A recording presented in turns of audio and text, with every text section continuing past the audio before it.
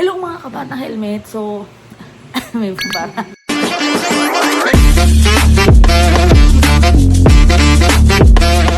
So, ito nga mga kabata helmet, ongoing pa rin yung impeachment trial. Pero ito, may mga interjection phase na to ng mga senator judges. Pero ito, mapalik tayo dito sa present ng defense. Nakakaloka, nagpresenta sila ng isang survey. Galing daw yan sa SWS. So, kinundak na SWS yung survey na yan. At andyan nga, may rating si PBBM at saka si Madam Sara. Daily Tribune ang naglabas. Una sa lahat, yung mga ganyang klaseng survey, ang number one na tanong dyan, ano yung community? Sinong community yung pinag-surveyan mo? Kailang kinundak yung survey? Ano yung mga tools na ginamit to conduct that survey? And, bakit hanggang ngayon wala pa rin ako na-receive na survey? Sa dinami-dami ng mga surveys na lumalabas sa mga nagpapasurvey. Pero hanggang ngayon talaga, wala pa akong nararanasan na nagtanong sa akin or nagpa-survey. Bakit naman? So, eto nga mga kabatang helmet.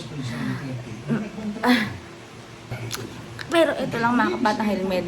Comment nyo dyan kung anong masasabi nyo if kayo ba naniniwala sa mga surveys. Kayo ba ay natanong na ng mga ganyang survey at talaga bang may credibility ang mga ganyang klaseng survey. Kasi ang tanong ko lang talaga dyan, sino yung nagpapakondak ng survey? Sino yung nagbayad para magpa-survey? Kasi aminin naman natin mga kabatang helmet dahil yung mga ganyang surveys talagang may fans din yan. At sino yung nagpa-survey? Yun yung tanong, sino yung nagpa-survey? Pero ang ganda ngayon ng flow ng impeachment trial, talagang mas may laman at talagang nasisiwalat lang, mas lalo lang nababantad na mayroon talagang kasalanan. Pero ayan nga mga bata helmet, patuloy pa rin tayo tumutok. Ayan, narinig naman sa background ko dahil hindi pa rin nga tapos. Basta huwag niyo kalimutan mag-subscribe, mag-like, mag-share at mag-comment sa vlog na ito.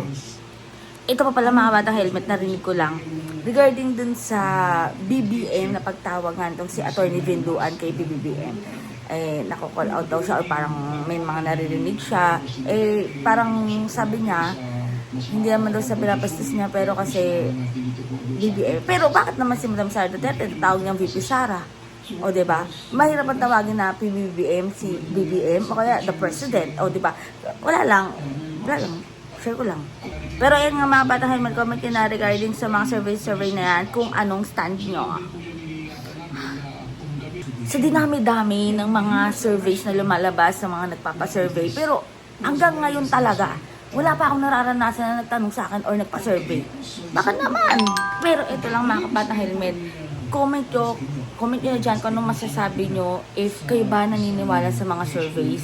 Kayo ba ay natanong na ng mga ganyang survey at talaga bang may credibility ang mga ganyang klaseng survey. Kasi ang tanong ko lang talaga dyan, sino yung nagpapakondak ng survey? Sino yung nagbayad para magpa-survey? Kasi aminin naman natin mga kabatang helmet dahil yung mga ganyang surveys talagang may fans din yan.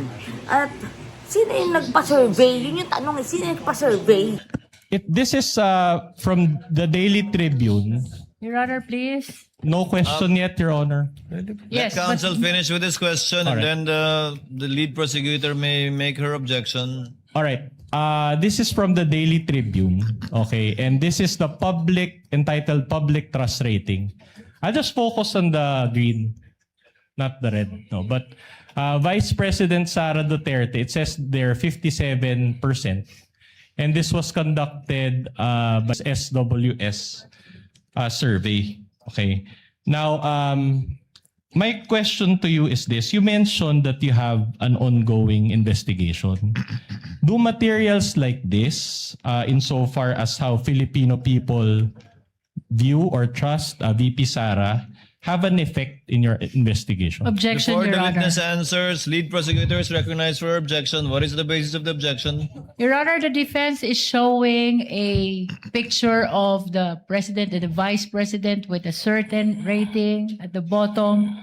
This has no relevance at all, Your Honor, with respect to the subject matter of this impeachment trial. I think he And has. we are objecting to the presentation of this picture, Your Honor. I think it has just a short rejoinder, Your Honor. Kindly allow the lead prosecutor. Are you done, ma'am? Yes, Your Honor. Just a short rejoinder, Your Honor. Attorney Vinluan is The recognized. witness mentioned the term betrayal of public trust. And we can run the TSN back. Your Honor, of course, we're allowed, this is cross-examination, we're allowed to present controverting evidence to that statement.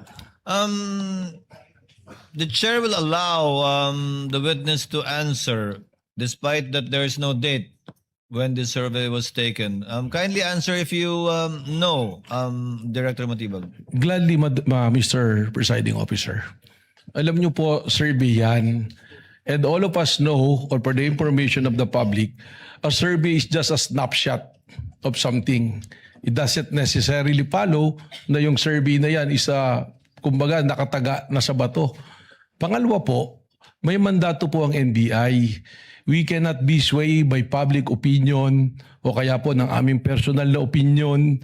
Kami po ay nag-iimbestiga, nababatay sa batas, nababatay sa proseso, at nababatay po sa ating itinakdang mandato base po sa pagtatatag ng NBI. Ang ganda ngayon ng flow ng impeachment trial, talagang mas may laman at talagang nasisiwalat lang, mas lalo lang nababantad na mayroon talagang kasalanan. Pero ayan nga mga bata helmet, patuloy pa rin tayo tumutok. Ayan, narinig naman sa background ko dahil hindi pa rin natapos. Basta huwag niyo kalimutan mag-subscribe, mag-like, mag-share at mag-comment sa vlog na ito.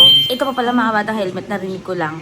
Regarding dun sa BBM na pagtawagan itong si Attorney Vinduan kay BBM, nako-call out daw siya or parang may mga naririnig siya.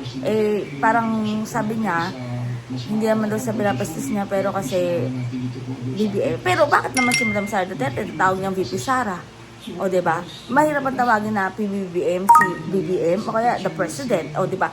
Wala lang. Share ko lang.